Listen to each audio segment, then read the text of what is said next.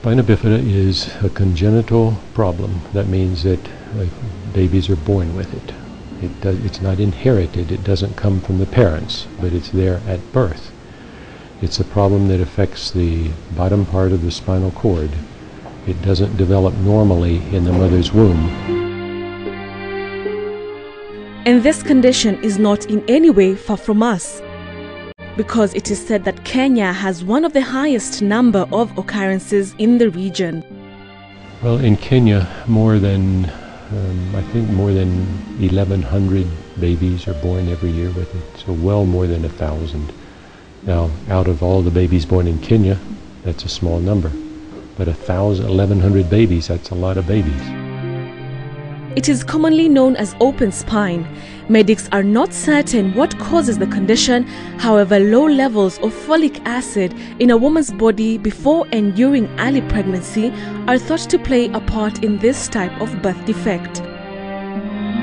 The child might have partial or complete lack of sensation, partial or complete paralysis of the legs, weakness of the hips, legs, or feet. He says that even though the condition cannot be prevented, an expectant mother can decrease the likelihood of the child getting it.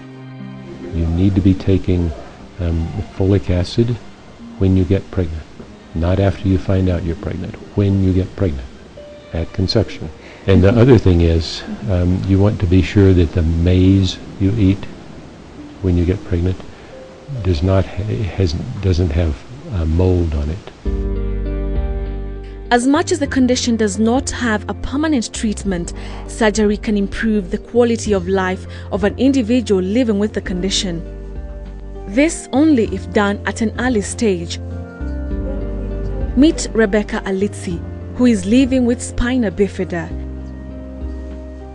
Like, my mom could not know what was the cause, so we tried like different medicines, different hospitals. It was an extent of even some herbal, so that I can be cured, but I didn't.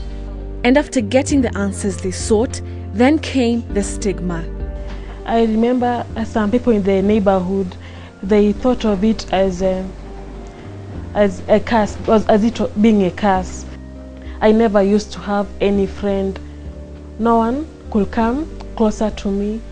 How teachers always mistreated me, and how I never, in all my life, I never had anyone. The problem was that people suffering from spina bifida cannot control their bladder or bowels if not taught how to. However, after a visit to the Kijabe Mission Hospital, she learned how to manage her bowel movements, a small victory. You are taught on how to empty your bladder generally.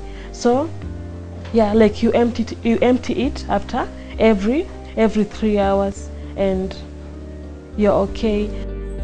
Judy Gratian, wife to U.S. Ambassador Scott Gratian, is heading the campaign for spina bifida awareness in Kenya. You know, it's a problem here in Kenya. There's many cases of spina bifida.